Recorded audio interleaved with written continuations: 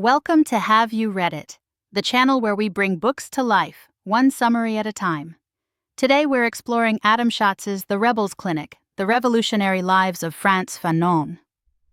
This biography explores the short but impactful life of Frantz Fanon, a psychiatrist, philosopher, revolutionary, and writer whose work continues to resonate in discussions about race, colonialism, and decolonization. Shatz meticulously traces Fanon's journey from his birthplace in Martinique to the battlefields of France, the psychiatric hospitals of Algeria and Tunisia, and finally to his deathbed in the United States.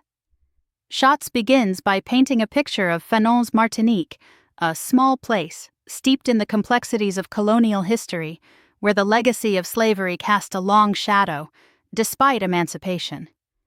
Educated within a French system that glorified our ancestors the Gauls, while erasing his own African heritage, Fanon would later write of the alienation this produced in young Antilleans. The arrival of the Vichy regime in Martinique during World War II was a pivotal moment for Fanon. Witnessing the resurgence of overt racism during this period fueled his decision, at the age of 18, to join the Free French forces, embarking on a journey that would shatter his illusions about the motherland.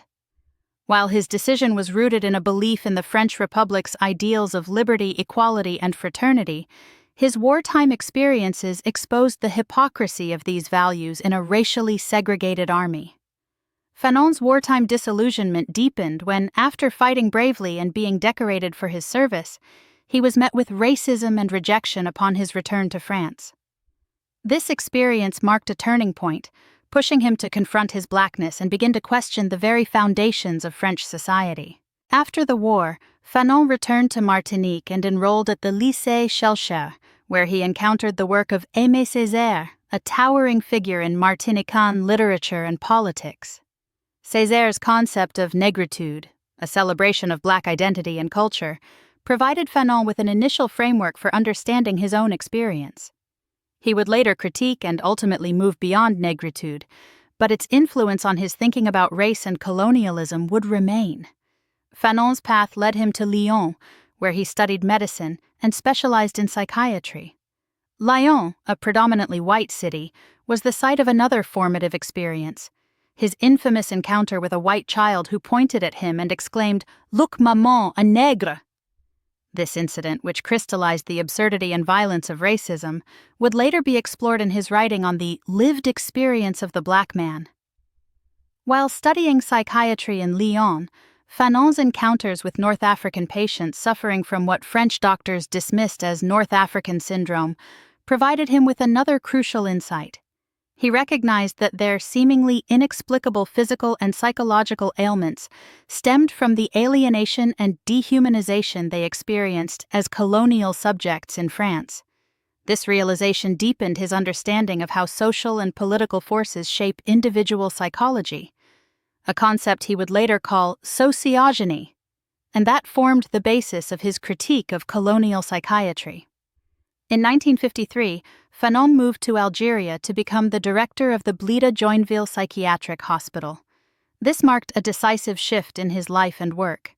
In Algeria, he witnessed firsthand the brutal realities of colonial rule and the growing resistance to it. His work at the hospital became intertwined with the Algerian struggle for independence, as he provided medical care and refuge to members of the FLN.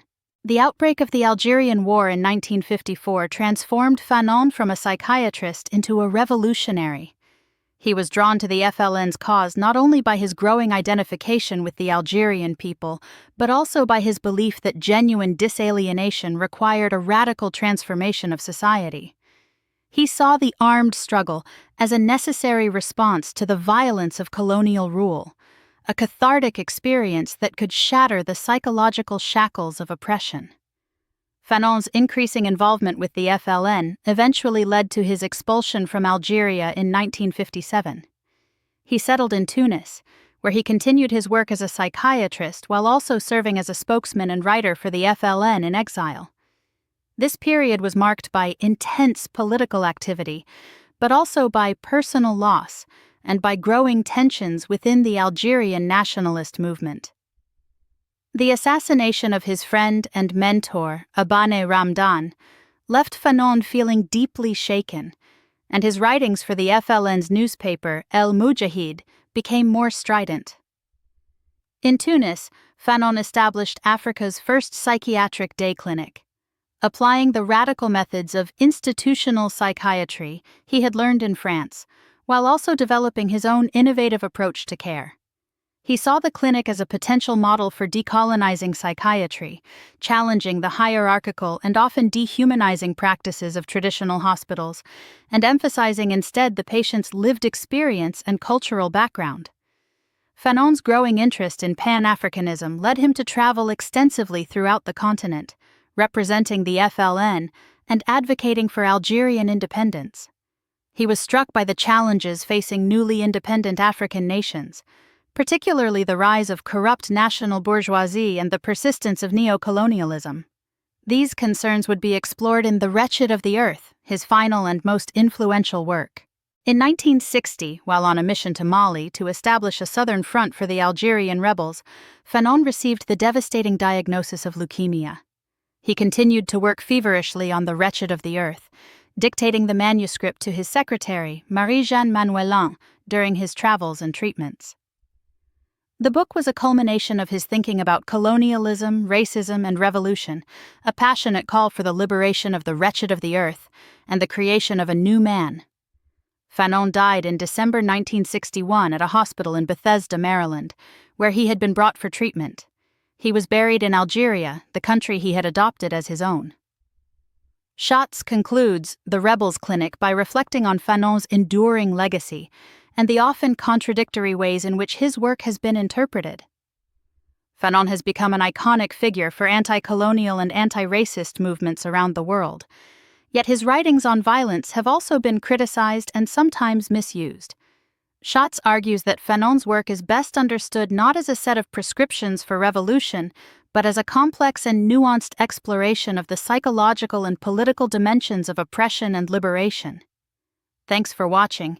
Make sure to give this video a thumbs up and hit that subscribe button so you never miss our next book exploration.